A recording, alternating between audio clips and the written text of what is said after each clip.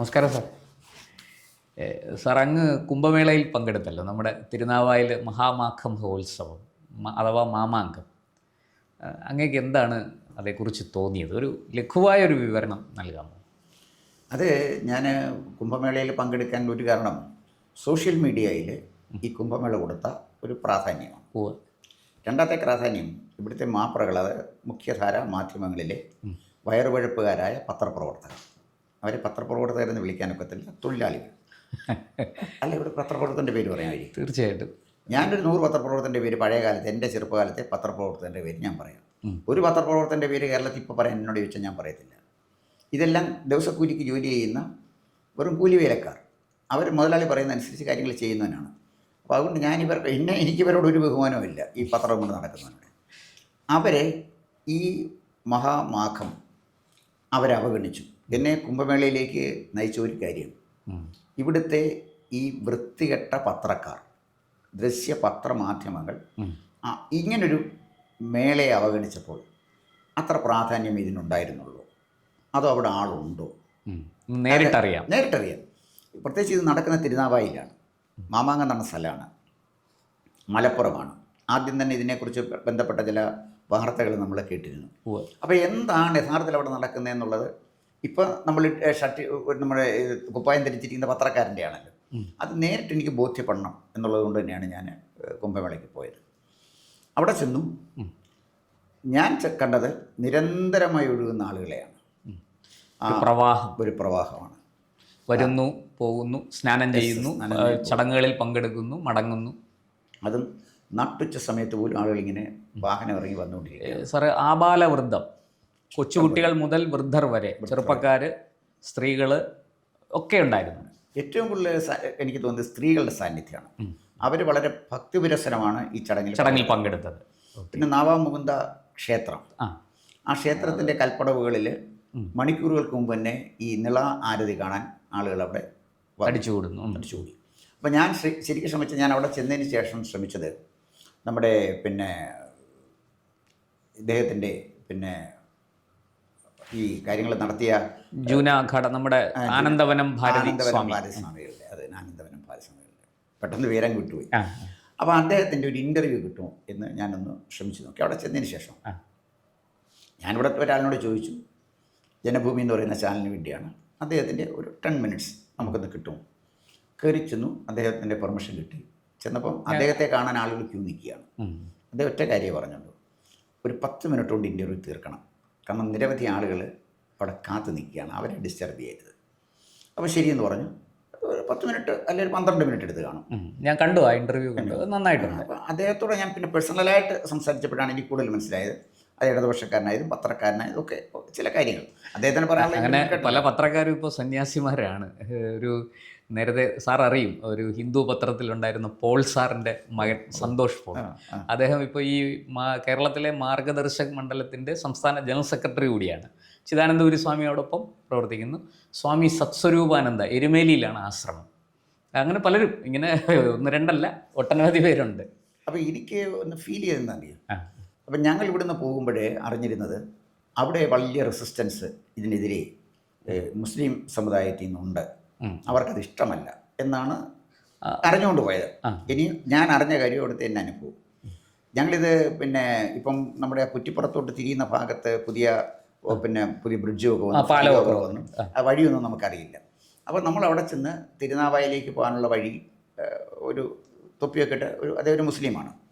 ഞങ്ങൾ അദ്ദേഹത്തോട് ചോദിച്ചപ്പോൾ വളരെ സ്നേഹമസൃണമായിട്ട് ചോദിച്ചത്, നിങ്ങൾ മാമാങ്കത്തിന് പോകണം എന്ന് ചോദിച്ചു. മഹാമാഘം നല്ല അദ്ദേഹം പറഞ്ഞു, കുംഭമേളയ്ക്ക് പോകണം. ഇതുവഴി ഇത്ര കിലോമീറ്റർ ചെന്നാൽ അവിടെ ഇതായിരിക്കും. പക്ഷെ നിങ്ങളവിടെ പോകുമ്പോൾ വാഹനം അങ്ങ് വരെ കൊണ്ടുപോകരുത്, ചെന്നാൽ നിങ്ങൾക്ക് തിരിച്ചു പോരാൻ വലിയ പ്രയാസം വരും. അതുകൊണ്ട് സൗകര്യപ്രദമായി വാഹനം പാർക്ക് ചെയ്യണം. എത്ര സ്നേഹത്തോടു കൂടി അദ്ദേഹം പറഞ്ഞെന്നറിയും. അവിടെ ഞങ്ങൾ കാപ്പ് കുടിക്കാനിടയ്ക്ക് കയറി. അവിടെ ഹോട്ടലിൽ നടന്ന പല മുസ്ലിങ്ങളാണ്. അവർ ആഹ്ലാദത്തോടുകൂടി നമ്മളെ വരവേൽക്കുന്നത്. നിങ്ങൾ എവിടെ നിന്നാണ്? അവരുടെ ഉത്സവമായിട്ടാണ്. ഇവിടെ ഈ പത്രക്കാരൊന്നും പ്രചരിപ്പിച്ചവരൊന്നും അവിടെ ഒരു എതിരഭിപ്രായം ഞാൻ കണ്ടില്ല. ഞങ്ങളവിടെ ചെന്ന് കഴിഞ്ഞപ്പോഴേ അത്തരം വാദങ്ങൾ ഉണ്ടായിരുന്നു, മതസ്പർദ്ധ ഉണ്ടാക്കും എന്നൊക്കെ. മതസൗഹാർദ്ദം ഞാൻ കണ്ടത് മതസ്പർദ്ധ ഉണ്ടാക്കുന്ന ഇവിടുത്തെ വൃത്തികെട്ട പത്രക്കാരന്മാരും അധമന്മാരായ രാഷ്ട്രീയക്കാർ നടത്തിയ പ്രചരണമാണ്. അതാണ് ഞാൻ പറഞ്ഞത്. ഇവിടെ സൂക്ഷിക്കേണ്ടത് ഈ വൃത്തികെട്ട പ്രവർത്തകർ. ഞാൻ വൃത്തികെട്ട എന്ന് പറഞ്ഞാൽ വൃത്തികെട്ടതായുണ്ടാകും, അതിന് വേറെ ഒരു പദം ഇല്ലാത്തത് കൊണ്ടാണ് ദുഃഖത്തോടുകൂടി അത് പറയുന്നത്. അതുപോലെ തന്നെ അധമന്മാരായ രാഷ്ട്രീയക്കാർ, അധമന്മാരെന്നേ പറയാനുള്ളൂ, ഉത്തമന്മാരെന്നൊക്കെ പറയില്ല. അവരാണ് ഈ പ്രശ്നം ഉണ്ടാക്കിയത്. ഞാൻ അവിടെ ചെന്നു. അത് കഴിഞ്ഞപ്പോൾ നമുക്ക് വാഹനം കയറ്റിയിടണം. ഒരു മുസ്ലിം യുവാവ് എന്ന് പറഞ്ഞു, സാർ അവിടെ പോകണ്ട, ഇവിടെ കൊണ്ട് വാഹനം ഇടാനുള്ള സൗകര്യം ഉണ്ടാക്കി തരാമെന്ന് പറഞ്ഞു. അദ്ദേഹം അവിടെ കൊണ്ട് അപ്പോൾ എന്തൊരു പാർക്കിംഗ് ഫീ ആണെന്ന് പറഞ്ഞു. അത് സാർ ഇത്ര കൊടുത്താൽ മതി എന്ന് പറഞ്ഞാൽ അതിനകത്ത് നമുക്ക് സൗജന്യം തരികയാണ്. വേറെ ആളുടെ നിന്ന് എത്ര വാങ്ങിച്ചതെന്ന് എനിക്കറിഞ്ഞില്ല. എന്തായാലും ആ മനുഷ്യനെ വന്ന് ഇതിനൊക്കെ ഞങ്ങളെ സഹായിച്ചത്. അപ്പോൾ അവിടെ ഞാൻ കണ്ടത് ഒരു മതസൗഹാർദ്ദത്തിൻ്റെ ഭാഗം. ഒരാളും അതൊന്നും എതിർത്തില്ല. ഇവിടെ അവിടെ ഒരു അസ്വാരസ്യങ്ങളുമില്ല, ഒരു അസ്വാരസ്യമില്ല. തന്നെയല്ല, പ്രാദേശിക മുസ്ലിം കച്ചവടക്കാർക്ക് നല്ല കച്ചവടമായിരുന്നു. ഒഴിഞ്ഞു കിടക്കുന്ന പറമ്പുകളിൽ മുഴുവൻ വാഹനങ്ങൾ കയറ്റിയിടുകയാണ്. പിന്നെ ഞങ്ങൾ അറിഞ്ഞത് ഞങ്ങൾക്കൊരു കൺസെഷൻ കിട്ടി മീഡിയ എന്നുള്ള നിലയിൽ. പിന്നെ അറിഞ്ഞത് അവിടെ പാർക്ക് ചെയ്യുന്നതിന് 100 രൂപ 150 രൂപയാണ് ഫീസ് വാങ്ങിക്കുന്നത്. ഒഴിഞ്ഞു കിടന്ന പുരയിടത്തിലെ 100 കണക്കിന് കാറുകൾ വന്ന് പാർക്ക് ചെയ്യുക. പുരയിടത്തുടമസ്ഥന്മാരെല്ലാം മുസ്ലിങ്ങളാണ്, അവർക്ക് അതിന് വരുമാനം കിട്ടുന്നുണ്ട്. ഹോട്ടലുകൾക്ക് നല്ല വരുമാനം കിട്ടുന്നുണ്ട്. അവർ വരുന്ന തീർത്ഥാടകർക്കെല്ലാം തീർത്ഥാടകരെയൊക്കെ വളരെ സഹർഷമാണ് സ്വാഗതം ചെയ്യുന്നത്. ഞങ്ങൾ തിരിച്ചു വന്നു കഴിഞ്ഞ് കുറേ ദൂരം മടങ്ങി വന്നപ്പോൾ കുറച്ച് നേരം ഞങ്ങൾ നിളാനദിയുടെ തീരെ തിരിക്കാമെന്ന് ചെന്നപ്പം അവിടെ വൈകുന്നേരം കാറ്റ് കൊള്ളാൻ വന്ന അവിടെ നാട്ടുകാർ, അവരൊക്കെ എത്ര സ്നേഹത്തോടെയാണ് ഞങ്ങളെ സ്വീകരിച്ചെന്നറിയാം. അവരെല്ലാവരും സ്വീകരിച്ചങ്ങനെ. അപ്പം ഞാൻ പറഞ്ഞു വന്നത്, ശരിക്കും ഈ കുംഭമേള മതസൗഹാർദ്ദത്തിൻ്റെ ഒരു മേളയായിട്ടാണ് അവിടെ പോയ ഒരാളെന്നുള്ള നിലയിൽ എനിക്ക് അനുഭവപ്പെട്ടത്. നമ്പർ 2 അവിടെ ചെന്നു ഇദ്ദേഹത്തിൻ്റെ ആനന്ദ ഭാരതി സ്വാമികളുടെ ഇൻ്റർവ്യൂ എടുത്തു. അത് കഴിഞ്ഞ് ഞാൻ വെളിയിലോട്ട് വരുമ്പോഴേ കണ്ട ഒരു കാര്യം, ഒരു മനുഷ്യൻ അദ്ദേഹം പെട്ടെന്ന് എൻ്റെ അടുത്തേക്ക് വന്ന് പറഞ്ഞു, എന്നോട് ചോദിച്ചു, സൂര്യനെ നോക്കാൻ പറ്റുമെന്ന് ചോദിച്ചു. ഞാൻ പറഞ്ഞു, ഇല്ല, എനിക്ക് സൂര്യനെ നോക്കാം, നട്ടുച്ചയല്ലേ, പറ്റുകയില്ല എന്ന് പറഞ്ഞു. ഞാൻ സൂര്യതാപൻ എന്നാണ് എൻ്റെ പേര്. സൂര്യനിൽ നിന്ന് ഊർജ്ജം സ്വീകരിച്ചാണ് ഞാൻ കഴിയുന്നത്. സൂര്യനെ ഞാൻ നോക്കി നിൽക്കാം, നിങ്ങൾക്ക് സംശയമായിട്ടേ നോക്കാൻ പറഞ്ഞു. അപ്പോൾ അദ്ദേഹം അവിടെ മുട്ടുകാലിൽ നിന്നുകൊണ്ട് അദ്ദേഹം സൂര്യനെ ഇങ്ങനെ നോക്കുകയാണ്. ഞാൻ അദ്ദേഹത്തിൻ്റെ അടുത്ത് നോക്കി, കണ്ണിമ ചിമ്മാതെ ഏതാണ്ട് 10-15 മിനിറ്റ് നേരം ഈ മനുഷ്യൻ സൂര്യനെ തന്നെ നോക്കി നിൽക്കുകയാണ്. ഞാൻ അത്ഭുതത്തോടെ കണ്ട കത്തി ജ്വലിക്കുന്ന സൂര്യനുള്ളിൽ ഇങ്ങനെ കണ്ണു തുറന്ന് നോക്കി നിൽക്കുകയാണ്. നമുക്കൊന്ന് ഒരു നോക്ക് പോലും നോക്കാൻ, ഞാൻ കൈയൊക്കെ ഇങ്ങനെ വെച്ച് തലയിൽ പേപ്പർ വെച്ചൊക്കെയാണ് ഞാൻ നിൽക്കുന്നത്. അപ്പോൾ എണീറ്റ് കഴിഞ്ഞപ്പോഴേ അദ്ദേഹം ഹരിപ്പാട്ടുകാരനാണെന്ന് പറഞ്ഞു. അദ്ദേഹം ഒരു മലയാളിയാണ്, സന്യാസിയാണ്. അപ്പോൾ എന്നിട്ട് എന്നെ അത്ഭുതപ്പെടുത്തിയൊരു കാര്യം, ഒരാൾ വന്നപ്പോഴേ അദ്ദേഹത്തിന് ഇളയും കൊണ്ട് അടുത്തേക്ക് വിളിച്ചു. അപ്പോൾ ആദ്യം എന്നെ അടുത്തേക്ക് വിളിച്ചിട്ട് എൻ്റെ തലയിലൊക്കെ ഇങ്ങനെ ഒന്ന് തട്ടിയപ്പോൾ ഞാൻ വിചാരിച്ചു ചിലപ്പോൾ പൈസയ്ക്കുള്ള ഒരു പുറപ്പാടായിരിക്കും ഇത് എന്ന് വിചാരിച്ചു. അപ്പോൾ എന്തെങ്കിലും കൊടുക്കണമല്ലോ എന്ന് ഞാൻ വിചാരിച്ചു. അപ്പോൾ എന്നോട് പറഞ്ഞ ചില ദോഷങ്ങളൊക്കെ ഉണ്ടായിരുന്നു, ദോഷങ്ങളൊക്കെ മാറി വരികയാണ്, എന്തെന്നൊന്നും പറഞ്ഞില്ല. അത് പിന്നെ എല്ലാവരും പറയുന്നതുകൊണ്ട് ഞാൻ അതിനൊന്നും വലിയ പ്രാധാന്യം കൊടുത്തില്ല. അത് കഴിഞ്ഞൊരാൾ മാന്യമായി ഡ്രസ്സ് ചെയ്ത് വന്ന ഒരാൾ അടുത്തോട്ട് വന്ന് പഴയ അടുത്തോട്ട് വിളിച്ചു. അയാളിങ്ങനെ ഈ സൂര്യനെ നോക്കി നിൽക്കുന്നത് കൊണ്ടാണ്. കടം കൊടുത്ത പൈസയെല്ലാം പോയില്ലേ അയാളോട് ചോദിക്കുകയാണ്. അയാൾ അത്ഭുതകരോട് പറഞ്ഞു, പോയി, അതിന് തിരിച്ചു കിട്ടത്തില്ല. നിങ്ങളുടെ കൈ കൊണ്ട് പണം കൊടുത്താൽ നിങ്ങൾക്ക് തിരിച്ചു കിട്ടില്ല, അതുകൊണ്ട് അത് മറന്നേക്ക്. അപ്പോൾ ഇയാൾ അത്ഭുതത്തോടെ നിൽക്കുക, അയാൾക്ക് ഒരുപാട് പൈസ എങ്ങനെ കിട്ടാനുണ്ട്, അതുകൊണ്ട് നിങ്ങൾ ഇനിയും കഴിയുന്ന കടം കൊടുക്കാതിരിക്കുക. എന്നിട്ട് പറഞ്ഞു, ഇങ്ങനെ വളരെ നിർമ്മല മനസ്കനായ ഒരാളാണ്, ഈ കാണുന്ന പോലെയല്ല, അതേ ആര് ചോദിച്ചാലും പണം കൊടുക്കും, ഇദ്ദേഹത്തിന് പണം കിട്ടില്ല. പറഞ്ഞു. അത് കഴിഞ്ഞ് അയാൾ എന്നോട് പറഞ്ഞു, സത്യമാണ് സാറേ ഈ സ്വാമി പറഞ്ഞത്, ഞാൻ പണം കൊടുത്തൊന്നും എനിക്ക് കിട്ടില്ല, എൻ്റെ ബുദ്ധിമുട്ട് കാലമാണിപ്പോൾ, തിരിച്ചു കൊടുത്തവരാരും എനിക്ക് തരുന്നില്ല, ഞാൻ എന്ത് ചെയ്യാനൊക്കും എന്ന് പറഞ്ഞു. ഇങ്ങനെ ചില കുറേ അനുഭവങ്ങൾ, വേറെ 1-2 പേരെ കണ്ട് ചില അനുഭവങ്ങളൊക്കെ പറഞ്ഞു. അപ്പം ഞാൻ പറഞ്ഞത്, ഇദ്ദേഹം സൂര്യനെ, അപ്പം ഞാൻ ചോദിച്ചപ്പോൾ സൂര്യനെ നോക്കി സൂര്യനിൽ നിന്ന് എനർജി സ്വീകരിക്കുകയാണെന്ന് പറഞ്ഞത്. അതെനിക്ക് വലിയൊരു അനുഭവമാണ്. പിന്നെ ആര്യ, ഇതൊരു ഒരാൾക്ക് എങ്ങനെ സൂര്യനെ നോക്കി നിൽക്കാൻ പറ്റും എനിക്കറിയില്ല. അപ്പോൾ കുറച്ച് നേരം അദ്ദേഹത്തോടൊപ്പം ചിലവഴിച്ചു. അത് കഴിഞ്ഞ് മോഹൻജി ഫൗണ്ടേഷൻ്റെ ആ ഇൻ്റർവ്യൂ ഞാൻ കണ്ടായിരുന്നു, അദ്ദേഹം വന്നിരുന്നു. അപ്പോൾ അദ്ദേഹം എഴുതിയ ചില പുസ്തകങ്ങൾ ഞാൻ ആത്മാവിനെ കുറിച്ചൊക്കെ സംസാരിച്ചു. ആത്മാവ്, പുനർജന്മം. അദ്ദേഹത്തോടെ ദീർഘകാലം സംസാരിക്കാൻ പറ്റില്ല, കാരണം അവിടുത്തെ തിരക്കിനിടയിൽ അത് ബുദ്ധിമുട്ടാണ്. അന്ന് അദ്ദേഹം വന്ന കുറേ സായിപ്പന്മാരും മദാമ്മമാരും ഒക്കെ അദ്ദേഹത്തിനോടുണ്ട്. അദ്ദേഹം ഈ പുനർജന്മത്തെക്കുറിച്ചും ജീവിതത്തിൻ്റെ നിരർത്ഥകയെക്കുറിച്ചും അതിൻ്റെ വളരെ ശാസ്ത്രീയമായിട്ടാണ് അദ്ദേഹം സംസാരിച്ചത്. ഒരു 10 മിനിറ്റേ കിട്ടിയുള്ളൂ. പിന്നെ നിള ആരതി കാണാനായിട്ട് അവിടെ നിന്നു. എൻ്റെ ഒരു അനുഭവത്തിൽ വളരെ ഡിഫറൻ്റായ ഒരു എക്സ്പീരിയൻസാണ് എനിക്ക് ഈ കുംഭമേളയിൽ എനിക്ക് കിട്ടിയത്. സാർ, മറ്റൊരു കാര്യം ചോദിക്കട്ടെ. അങ്ങേക്ക് ഇത്രയും വളരെ പോസിറ്റീവായ അനുഭവങ്ങളാണ്, ഒരു ആനന്ദം ജനിപ്പിക്കുന്ന അനുഭവങ്ങളാണ് അവിടെ നിന്ന് കിട്ടിയത്.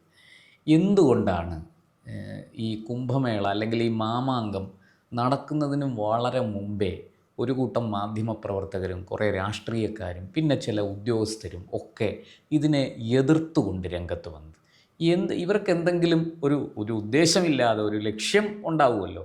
എന്തായിരിക്കും അവരുടെ താല്പര്യം? ഇതിനെ എതിർക്കാനുണ്ടായ കാരണം എന്തായിരിക്കും? ഇത് ഞാൻ മനസ്സിലാക്കിയത് പിന്നെ മലപ്പുറം ജില്ലാ കളക്ടറാണ് ഇതിനെ ആദ്യം എതിർത്തെന്നാണ് ഞാൻ പറഞ്ഞത്. അത് നമുക്ക് വേണമെങ്കിൽ ന്യായീകരിക്കാം. സുരക്ഷാ പ്രശ്നങ്ങൾ ഉണ്ടാവും, അതുകൊണ്ട് കുറെ കൂടി കാര്യങ്ങൾ ഭംഗിയായിട്ട് ചെയ്യണം, അല്ലെങ്കിൽ ഈ സുരക്ഷാ മാനദണ്ഡങ്ങൾ പാലിക്കണം എന്നൊക്കെ പറയാം വേണമെങ്കിൽ. പക്ഷേ ഈ മാധ്യമപ്രവർത്തകർക്ക് ഇതിനകത്ത് എന്താണ് കാര്യം? നമുക്ക് മനസ്സിലാകാത്തത് അതാണ്. അതാണ് പ്രശ്നത്തെ ഞാൻ പറഞ്ഞല്ലോ. മാധ്യമപ്രവർത്തകർ കേരളത്തിലില്ല. ഇവിടെ ഉള്ളത് കൂലിത്തല്ലുകാരാണ്. അപ്പോൾ ആർക്കൊക്കെയോ വേണ്ടിയിട്ട് പേന ഉന്തുകയും മയക്ക് പിടിക്കുകയും ചെയ്യും. ആർക്കൊക്കെയോ വേണ്ടി കൂലിത്തല്ലിനിറങ്ങിയ അധവന്മാർ അവരെ പത്രക്കാരെന്ന് വിളിച്ചാൽ അവൻ പത്രക്കാരനാവൂ. കാര്യങ്ങളെ നിഷ്പക്ഷമായിട്ട് കണ്ട് സത്യസന്ധമായിട്ട് റിപ്പോർട്ട് ചെയ്യുന്നവനല്ലേ പത്രക്കാരൻ. വസ്തുതകളായിട്ട് അവതരിപ്പിക്കുന്നവരാണ് മാധ്യമം. ഇപ്പം തന്നെ ചാനൽ ചർച്ചകളിൽ ചിലരുടെ പേരെടുത്ത് പറയേണ്ടി വരും. അതിനകത്ത് നമ്മുടെ ചാനൽ ചർച്ചകളിൽ പങ്കെടുക്കുന്നവരിൽ ഫെനാറ്റിക്സ്, ക്രിസ്ത്യൻ ഫെനാറ്റിക്സ് എടുക്കുന്നുണ്ട്, 1-2 പേരുണ്ട്. ഹിന്ദു ഫെനാറ്റിക്സും ഉണ്ട്, മുസ്ലിം ഫെനാറ്റിക്സും ഉണ്ട്. അതിനകത്തുള്ളൊരു പ്രത്യേകത, ഹിന്ദു ഫെനാറ്റിക്സിനെ നമ്മൾ ഹിന്ദു ഫെനാറ്റിക്സ് ആയിട്ട് തന്നെ കാണുന്നു, മുസ്ലിം ഫെനാറ്റിക്സിനെ മുസ്ലിം ഫെനാറ്റിക്സ് ആയിട്ട് കാണുന്നു. ക്രിസ്ത്യൻ ഫെനാറ്റിക്സ് ഇവിടെ പത്രക്കാരൻ്റെ ഒരു ഷർട്ടിട്ടുണ്ടാണ് നിൽക്കുന്നത്. അവരെക്കുറിച്ച് എല്ലാവരും പറയേണ്ടി വരും. അത് ഞാൻ പിന്നൊരു എപ്പിസോഡിൽ പറയാം. ഇവരെയൊക്കെ തുറന്നു കാണിക്കാൻ നമുക്ക് വിടാൻ പറ്റില്ല. ഇവരൊക്കെ കാണിക്കുന്ന ഇവരുടെ മനസ്സിലെ വർഗീയ വിഷം ഇന്നതാണ് എന്ന് പറയാനുള്ള ബാധ്യത കൂടെ നമുക്കുണ്ടല്ലോ. നമ്മളും മീഡിയ രംഗത്ത് നിൽക്കുന്നവരാണല്ലോ. അപ്പം ഇതൊക്കെ അധമമായ പത്രപ്രവർത്തനം എന്നുവെച്ചാൽ എല്ലാ ക്രൈസ്തവരായ മാധ്യമപ്രവർത്തകർ ഒരിക്കലും അങ്ങനെയല്ല. വളരെ നിഷ്പക്ഷമായിട്ട് സത്യസന്ധമായി റിപ്പോർട്ട് ചെയ്യുന്ന പത്രക്കാരുണ്ട്. പക്ഷേ ക്രൈസ്തവ നാമധാരികളായ 1-2 പേര് ഫെനാറ്റിക്സ് ആണ്. വർഗീയ വിഷം മനസ്സിൽ വെച്ചുകൊണ്ട് സംസാരിക്കുന്ന ആളുകളാണ്. അത് ചിലരെ ലഹരിക്ക് അടിമകളാണ്. മദ്യപാനിയാണെന്ന് അവൻ്റെ മുഖത്ത് നോക്കി അറിയാം. വരുന്നത് എനിക്ക് മനസ്സിലായി. അല്ല, ഞാൻ പറഞ്ഞു വന്നത് ഇതൊക്കെ ഈ മാധ്യമരംഗത്ത് സോഷ്യൽ മീഡിയ സജീവമായി നിൽക്കുമ്പോഴേ ഇവർ മനസ്സിലാക്കേണ്ട ഒരു കാര്യം, ഇവരെത്രയൊക്കെ മനസ്സിൽ ഒളിച്ചു വെച്ചാലും അത് പറയാൻ ഇപ്പുറത്ത് വേറെ മീഡിയ വരും. അതുകൊണ്ട് അധികകാലം ഈ കച്ചവടം ഇപ്പം തന്നെ മാധ്യമങ്ങളെക്കുറിച്ച് ചോദിച്ചു. മനോരമ പത്രത്തിൽ പരസ്യം കൊടുത്തു, ഞങ്ങൾ പറയുന്ന സത്യമാണ്, സോഷ്യൽ മീഡിയ പറയുന്ന കള്ളമാണ്, ഞങ്ങളാണ് പറയുന്ന സത്യമെന്ന്. നാണമില്ല മനോരമയ്ക്ക് ഇത് പറയാൻ. ഇത് തന്നെയല്ലേ മാതൃഭൂമി പറഞ്ഞത്. മാതൃഭൂമി പരസ്യം കൊടുത്തു, ഞങ്ങൾ സത്യം പറയുന്ന പത്രമാണെന്ന്. ഒരു പത്രം പറയാം ഞങ്ങൾ സത്യം പറയുന്ന പത്രമാണെന്ന് പരസ്യം കൊടുക്കുന്നവൻ്റെ ഗതികേടുന്നാൽ നേരോടെ നിർഭയം നിരന്തരം വസ്തുതകളല്ല നുണകൾ പറയുന്നു എന്ന് പറയേണ്ടി ഉണ്ട്. നേരോടെ നിർഭയം തന്നെ പറഞ്ഞുകൊണ്ടിരിക്കുന്നവന്മാരുണ്ട്. എൻ്റെ പിന്നിൽ ഒരു മുസ്ലിം പള്ളി കത്തിയെരിയുന്നു എന്ന് പറഞ്ഞവൻ ഏഷ്യാനെറ്റിലെ റിപ്പോർട്ടറായിരുന്നു അല്ലേ? അവൻ പത്രപ്രവർത്തകനാ? അയാളെ എങ്ങനെ വിശേഷിപ്പിക്കേണ്ടത്? അയാൾ മതസ്പർദ്ധ ഉണ്ടാക്കാൻ ശ്രമിക്കും. ഇത്തരം നീചന്മാർ പത്രക്കാരുടെ ഉടുപ്പുമിട്ട് വന്നതാണ് കുംഭമേളയെ തകരാൻ ശ്രമിച്ചത്. കുംഭമേളയ്ക്കൊന്നും പറ്റിയില്ല. വളരെ ഭംഗിയായിട്ട് കുംഭമേള നടന്നു, വളരെ ഭംഗിയായിട്ട്. ലക്ഷക്കണക്കിന് ആളുകളാണ് കുംഭമേള പങ്കെടുക്കുന്നത്. എന്ന് പറഞ്ഞാൽ മാധ്യമങ്ങൾക്ക് കേരളത്തിൽ സ്വാധീനമില്ല എന്നുള്ളതിൻ്റെ ഏറ്റവും വലിയ തെളിവാണ് ലക്ഷക്കണക്കിന് ആളുകളുടെ പങ്കാളിത്തത്തോടെ മതസൗഹാർദ്ദത്തോടെ നാട്ടുകാർ സ്വീകരിച്ച് നിലയുടെ തീരത്ത് നടന്ന കുംഭമേള. അതാണ് എൻ്റെ നിരീക്ഷണമാണ് ഞാനീ പറയുന്നത്. പിന്നെ നിള ആരതി, നമ്മുടെ നിളാനദി ഭാരതപ്പുഴയല്ലേ? ഭാരതത്തിലെ എല്ലാ പുഴയുടെയും പ്രത്യേകതയുണ്ടല്ലോ നിളാനദിക്ക്. പിന്നെ ഈ തിരുനാവായെ തന്നെ ബ്രഹ്മവിഷ്ണു മഹേശ്വരന്മാർ യാഗം നടത്തിയ ഒരു സ്ഥലമായിട്ടാണല്ലോ നമ്മുടെ സങ്കല്പം. അതെ, ഇതൊക്കെ മതപരമായ സങ്കല്പങ്ങളാണ്. അതെ അതെ അതെ. അതൊന്നും നമുക്ക് യുക്തിയോ തെളിവോ ഒന്നും തേടാൻ പറ്റും. ചോദിച്ചാൽ ഇപ്പോൾ പത്രക്കാരി വയ്ക്കാൻ തെളിവുണ്ടോന്ന് ചോദിക്കുന്നതിന് കാണുമായിരിക്കില്ല, അത് പോട്ടെ. അപ്പം ഞാൻ പറഞ്ഞു വന്നത്, അവിടെ ഒരു മഹായാഗം നടക്കുന്നു, നദിയെ പൂജിക്കുന്നു. നദി ഹിന്ദുവിൻ്റെയോ മുസ്ലിമിൻ്റെയോ ക്രിസ്ത്യാനിയുടെയോ മാത്രമല്ല, സർവ്വചരാചരങ്ങളുടെയും, മനുഷ്യൻ്റെ മാത്രമല്ല, തീരത്ത് കിളിച്ച് നിൽക്കുന്ന പക്ഷി മൃഗാദികളുടെയും വൃക്ഷലതാദികളുടെയും എല്ലാം അവിടെ വെള്ളം കുടിക്കാൻ പറ്റുന്ന മൃഗത്തിൻ്റെ മതിയാണ്. പിന്നെ ഓരത്ത് വളരുന്ന സസ്യങ്ങളുടെ. അപ്പോൾ ഇത് ഞാൻ പറഞ്ഞു വന്നത്, ആ നിളയെ ആദരിച്ച് പൂജിക്കുന്നതിനകത്ത് എന്ത് വർഗീയതയുള്ളത്? അതല്ല ഏറ്റവും വലിയ പ്രാധാന്യത്തോട് കൊടുക്കേണ്ടത്. നിള ആരതി എന്ന് പറയുന്ന ഒരു കാര്യം പരിസ്ഥിതി സംരക്ഷണത്തിൻ്റെ ഏറ്റവും മകുടോദാഹരണമാണ്. അപ്പോൾ എല്ലാ നദികളെയും നമ്മൾ പൂജിക്കണ്ടേ? നിളയെ മാത്രമല്ല. എൻ്റെ നാട് കൊന്നി, അവിടെ അച്ചൻകോയിലാർ ഒഴുകുന്ന നാടാണ്. ഇപ്പം അച്ചൻകോയിലാർ ശോഷിച്ച് തരിപ്പണമായി. എൻ്റെ ചെറുപ്പത്തിൽ ഞാൻ പോയി കുളിച്ചുകൊണ്ടിരുന്ന നദിയാണ്. ഇന്ന് ആ നദിയിൽ ഇറങ്ങാനൊക്കാത്ത വിധത്തിൽ മലിനമായി വല്ലാതൊക്കെ ആയി കഴിഞ്ഞു. ഞാൻ പറഞ്ഞത്, ഈ നശിച്ചു പോയ നഷ്ടപ്പെട്ടു പോയ നദികളെ പുനരുജ്ജീവിപ്പിക്കാൻ നമ്മൾ ശ്രമം നടത്തണം. അതിനൊരു പുതിയ സംസ്കാരം വേണം. അത് പ്രകൃതിയെ ഇഷ്ടപ്പെടുന്ന, നദിയെ ഇഷ്ടപ്പെടുന്ന, മലകളെ ഇഷ്ടപ്പെടുന്ന ഒരു സംസ്കാരമാണ് വേണ്ടത്. മലകൾ കൈയേറുന്നവന് അധികാരം കിട്ടിയിരിക്കുകയാണ്. ഗാഡ്ഗിലിനെ പോലും, ഗാഡ്ഗിൽ റിപ്പോർട്ടിനെ എതിരായിട്ട് ഇവിടെ നീങ്ങിയതാരാണ്? പി.ടി. തോമസിന് ശവമഞ്ചം ഒരുക്കിയവൻ ആരാണ്? ആ ശവമഞ്ചത്തെ ചൂല് വെച്ച് അടിച്ചവൻ ആരാണ്? ഇതൊക്കെ കേരളം കണ്ടുകൊണ്ടിരിക്കുകയാണ്. അവരൊക്കെ വിചാരിച്ചിരിക്കുന്നത് സാമൂഹ്യ വിചാരണയ്ക്കൊക്കെ മുകളിലാണ് തങ്ങൾക്ക് കുറേ സംഘടിത ശക്തിയുണ്ട്, തങ്ങൾക്ക് എന്തും പറയാം. ഇതൊക്കെ തോന്നൽ മാത്രം, അതൊന്നുമല്ല. അങ്ങനെയൊന്നും എന്തും പറയാനോ എന്തും പ്രവർത്തിക്കാനൊന്നും പറ്റില്ല. അത് കേരള സമൂഹത്തിന് വേണ്ടി പറയണം. അല്ലാതെ ഞാൻ പറഞ്ഞു വന്നത്, നമ്മുടെ നദിയെ സംരക്ഷിക്കാൻ, നമ്മുടെ വൃക്ഷങ്ങളെ സംരക്ഷിക്കാൻ, നമുക്ക് പരിസ്ഥിതിയെ സംരക്ഷിക്കാൻ. ഇപ്പം വൃക്ഷത്തിൻ്റെ ചുവട്ടിൽ ചെന്ന് എന്താ പറയുന്നത്? മൂലതോ ബ്രഹ്മരൂപായ മധ്യതോ വിഷ്ണുരൂപണേ അഗ്രതോ ശിവരൂപായ വൃക്ഷരാജായത്തെ നമഃ. വൃക്ഷരാജായേ, രാജാവേ നിന്നെ നമിക്കുന്നു. നിന്റെ അടിസ്ഥാനം ബ്രഹ്മാവിൽ നിന്നും, അതുപോലെ തന്നെ മധ്യഭാഗത്ത് വിഷ്ണു, അഗ്രത്തിൽ ശിവനും നിൽക്കുകയാണ്. ഈ വൃക്ഷം തണൽ കൊടുക്കുന്ന ആർക്കാണ്? ഹിന്ദുക്കൾക്കാണ്. എല്ലാവർക്കും തണൽ കൊടുക്കുന്ന വൃക്ഷമല്ലേ? ഓരോ വൃക്ഷത്തിനെയും രാജാവായി പൂജിച്ച ഒരു പാരമ്പര്യമല്ലേ നമുക്കുള്ളത്? അതല്ലേ നമുക്ക് വീണ്ടെടുക്കേണ്ടത്? ആ ഒരു സംസ്കാരത്തിലേക്ക് നമ്മൾ പോകുന്നതിൽ എന്ത് വർഗീയതയാണ് പ്രശാന്തുള്ളത്? ഇവിടെ എന്നോട് ചോദിച്ച ചോദ്യം എന്നെ വളരെ വികാരഭരിതനാക്കിയ ഒരു കാര്യമാണ്. ഞാൻ നിളാനദിയുടെ തീരത്ത് പോയി ഈ കുംഭമേളയിൽ പങ്കെടുക്കാൻ കഴിഞ്ഞപ്പോൾ എനിക്ക് കിട്ടിയ പോസിറ്റീവ് എനർജി, അതൊരു വലിയ അനുഭവമായിരുന്നു. തീർച്ചയായിട്ടും എല്ലാ വർഷവും കുംഭമേള ഇവിടെ ഉണ്ടാകണം. അത് നാട്ടുകാർ തന്നെ സ്വാഗതം ചെയ്യും എന്ന് എനിക്ക് ഉറപ്പുണ്ട്. ഇതിനെ തടയാൻ ശ്രമിച്ച ജില്ലാ കളക്ടർ, അദ്ദേഹം ക്രമസമാധാനം വെച്ചല്ല, അവർ പണിത പാലം, ആ പാലം പണിയാൻ പറ്റില്ല എന്ന് പറഞ്ഞു. പ്രശാന്തിനറിയാമോ, എൻ്റെ നാട് പത്തനംതിട്ടയാണ്. മാരാമൺ കൺവെൻഷൻ നടക്കാറുണ്ട്, അവിടെ തടയണ കെട്ടാറുണ്ട്, നാട്ടുകാരും തടഞ്ഞിട്ടില്ല. പാലം കെട്ടാറുണ്ട്, നാട്ടുകാർ തടഞ്ഞിട്ടില്ല. അതിനല്പം താഴെയായിട്ടാണ് ചെറുകോൽപ്പുഴ ഹിന്ദുമത കൺവെൻഷൻ നടക്കുന്നത്, അവിടെയും പന്തൽ കെട്ടാറുണ്ട്, ആരും തടയാറില്ല. അപ്പോൾ ഈ മഹാനുഭാവന് ഇതിനകത്ത് പരിസ്ഥിതിക്ക് കുഴപ്പമുണ്ടാകും തോന്നിയെങ്കിൽ അങ്ങേർക്ക് എന്തെങ്കിലും കുഴപ്പം കാണുമായിരിക്കും, അല്ലാതെ പരിസ്ഥിതിക്ക് കുഴപ്പമൊന്നും ഉണ്ടായതായിട്ട് എനിക്ക് തോന്നുന്നില്ല. ഇത് തകർക്കാൻ കൃത്യമായ ലക്ഷ്യത്തോടെ ഉദ്യോഗസ്ഥന്മാർ, ഉന്നത ഉദ്യോഗസ്ഥന്മാരടക്കമുള്ള ആളുകളും പത്രക്കാരും രാഷ്ട്രീയക്കാരും ശ്രമിച്ചു എന്നുള്ളത് ലളിതമായൊരു സത്യമാണ്. ഞാൻ പറയാം, ഇതേ തീരത്ത് തന്നെയാണ് പിന്നെ മുജാഹിദിൻ്റെ സമ്മേളനം നടക്കുന്നത്, മർക്കസ് സമ്മേളനം നടക്കുന്നുണ്ട്. നിളയുടെ തീരത്ത് ഇതുപോലെ സ്റ്റേജ് കെട്ടി, ഇതേ തിരുനാവായിൽ. അപ്പോൾ ഇത് ഞാൻ പറഞ്ഞു വന്നത്, ഏതെങ്കിലും ഒരു രാഷ്ട്രീയ നേതാവ് ഇവിടെ സന്ദർശിക്കാൻ പോയോ? ഏതെങ്കിലും ഹിന്ദു രാഷ്ട്രീയ നേതാവ് സന്ദർശിക്കാൻ പോയോ? അതേസമയം കാന്തപുരം മുസ്ലിയാരുടെ യോഗത്തിൽ ആരെല്ലാം പോയി പ്രസംഗിക്കാൻ അവർ ക്യൂ നിൽക്കുകയല്ലായിരുന്നു? അതെ അല്ലേ? അപ്പം ജെഫ്രി മുത്തുക്കോയ തങ്ങളുടെ മീറ്റിങ്ങിൽ പോയി അവർ സംസാരിക്കണം, അവിടെയല്ല സംസാരിക്കണം. കാന്തപുരത്തിൻ്റെയോ അല്ലെങ്കിൽ ജെഫ്രി മുത്തുക്കോയ തങ്ങളുടെ അടുത്ത് പോയതിനല്ല ഞാൻ പറയുന്നത്. അത്രയും സൗമനസ്യം കാണിച്ചില്ലെങ്കിലും ഈ കുംഭമേളയെ എതിർക്കാതിരിക്കാനുള്ള സംസ്കാരമെങ്കിലും ഇവറ്റകൾ കാണിക്കണ്ടേ? അപ്പോൾ അതുകൊണ്ട് ഞാൻ പറഞ്ഞു വന്നത്, കേരളത്തിൽ വലിയ ഒരു മുന്നേറ്റത്തിൻ്റെ തുടക്കമായി. അതൊരു മതത്തിൻ്റെ അല്ല, ഒരു ധർമ്മത്തിൻ്റെയാണ്. സനാതനധർമ്മം എന്ന് പറയുന്നത് ഒരു മതമല്ല, അതൊരു ധർമ്മമാണ്, ഒരു സംസ്കാരമാണ്, എല്ലാ മനുഷ്യർക്കും വേണ്ടിയിട്ട്, എല്ലാവർക്കും വേണ്ടിയിട്ടുള്ള. അതിനെ തടയാൻ ഏതെങ്കിലും IPS IAS അല്ലെങ്കിൽ രാഷ്ട്രീയക്കാരനോ കഴിയില്ല. ഇത് വലിയൊരു ഉയർത്തെഴുന്നേൽപ്പായിരിക്കും ഇനി വരാൻ പോകുന്ന കാലത്ത് നമ്മൾ കാണാൻ പോകുന്നത്. തീർച്ചയായിട്ടും അതൊരിക്കൽ കൂടി തെളിഞ്ഞിരിക്കുന്നു. തീർച്ചയായിട്ടും കുംഭമേളയിൽ കൂടുതൽ വാർത്തകളും വിശേഷങ്ങളും നേരിട്ട് ലഭിക്കാൻ ജനങ്ങളിൽ നിന്ന് ജനങ്ങളിലേക്ക് ജനഭൂമി ന്യൂസ് സബ്സ്ക്രൈബ് ചെയ്യൂ. ബെൽ ബട്ടൺ അമർത്താനും മറക്കരുത്.